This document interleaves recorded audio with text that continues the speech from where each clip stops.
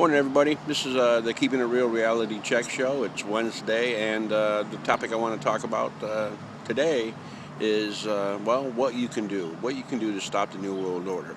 Now, I discussed this briefly in my last video. It just spent about 9 minutes blathering on about it.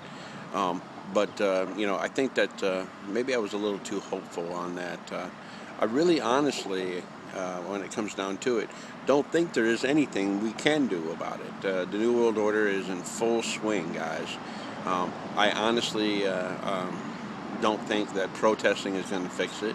I don't think electing good representatives is going to fix it. Why? Because those good representatives always get tainted by lobbyists and corporations and soft money that tends to mislead them down the wrong tracks and take them off their initial goal of doing good for society, and they always end up doing the will of corporations and bankers and stuff like that.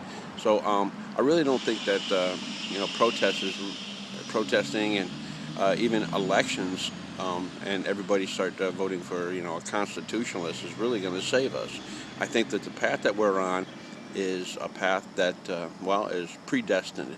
It's supposed to happen, and this New World Order, Orwellian, Big Brother, totalitarian society that we live in on the planet Earth today is it's supposed to happen, guys. It's going to happen no matter what we do. I mean, we might be able to slow it down a little bit by getting the attention to certain topics out there, like the NDAA and drones being allowed to kill American citizens on American soil, and all the other shit. We might be able to slow it down simply by waking people up. And as a conspiracy theorist and an eschatologist, that's somebody who studies the end times. This is supposed to happen. This is inevitably going to end up with a world leader. This is inevitably going to end up with a one world currency once the economic collapse takes place. This is inevitably going to end up with the persecution of Christians, and this is just the way it is. I would love to be able to blow smoke up your ass like I did in my last video with all the feel-good stuff, but really, no. There's nothing you can do to stop it. Big Brother is going to happen. A dictator is going to rise up, and he will rule the world. And the good people will become few, and the bad people will become the masses. And that's just it. There is always going to be a falling away of the faith, as the Bible would put it. That's going on now. People are going to be afraid to stand up for what they really believe in. A lot of people are going to be tricked or deceived into living a lifestyle that isn't right by God, and through TVs, and subliminals, and propaganda, and all these things. I mean, this world filled with hate and people who just love themselves and don't care about the weak, the poor, the needy, the orphans. I mean, that's all going to take place, guys, and there's really nothing we can do about it. And I think that as people who are Christians, who believe in God, and I'm not just Christians, people, I honestly believe it's anybody who believes in God, that we're going to be persecuted. And I think it's the job of all Christians to not to stop it, because we can't. I mean, it's God's will that this whole thing takes place. The Antichrist is going to rise,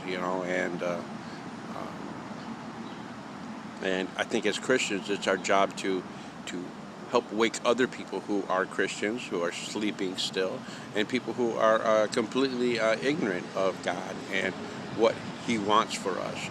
I think as honestly, as Christians, I think that the Bible was given us two messages, how to seek salvation, where to find it, for one, and then the other one being a guidebook as to what's going to happen, what to look out for when the time is near. That way we can gird ourselves, be strong in our faith and prepare ourselves for what's to come, because it's going to be a test.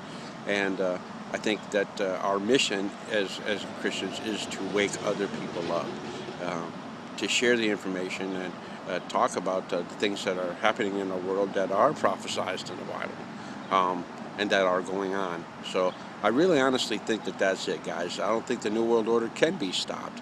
It's going to happen. These people have been trying to do this for 6,500 plus years, and they're going to do it. I mean, for the first time in world history, we are so close to that one world government and one world currency, and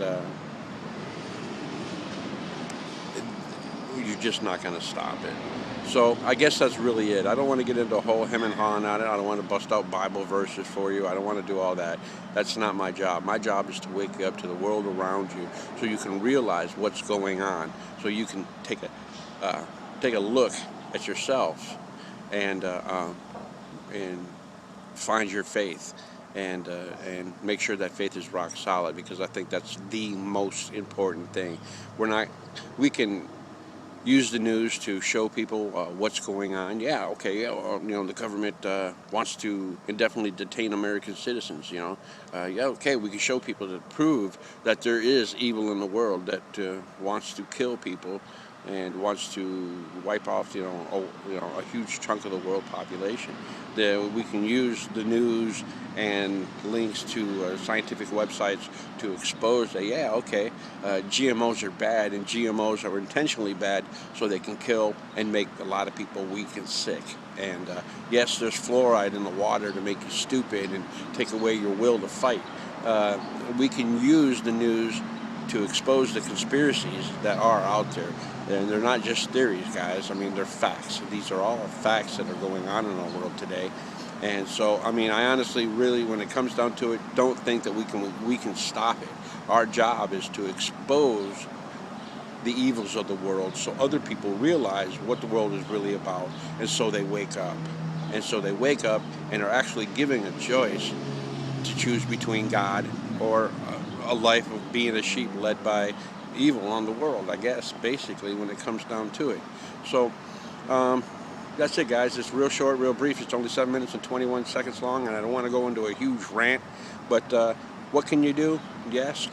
What can you do? Well, study your Bible, for one. Number one, research the news, watch the news, do your own research online. Go use Google, use ipsquick.com, startup.com.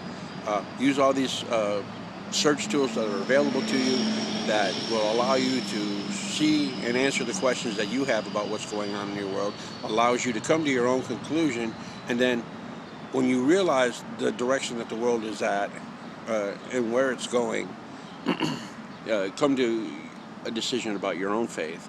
And once you have a rock solid core belief in your faith, and you know you're going to keep it, because that's the important thing, okay, then you can go up and wake other people up, and that's the most important thing. Okay? If you truly love yourself and mankind and those around you, you're going to wake them up.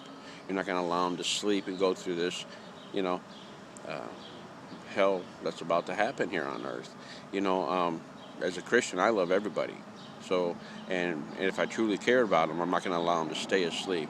That's why I've been talking about this for 30 years. I don't want people to go, you know what?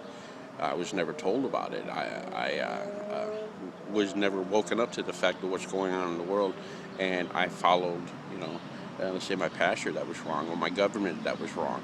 I didn't read my Bible. I want people to understand that reading your Bible is critical. Coming to a personal relationship with your God is critical, no matter who it is. I'm a Christian. I believe in Jesus Christ. I believe in God, and that's my belief. And I'm not going to say I'm right or wrong. That's just mine. I think it's critically important that everybody finds their faith, their God, and stay rock solid on it, because that's going to be very important in the times that are coming. So I guess that's it. 9 minutes, 21 seconds into it. That's my reality check, folks. Keep your faith, man, and always keep it real. See ya.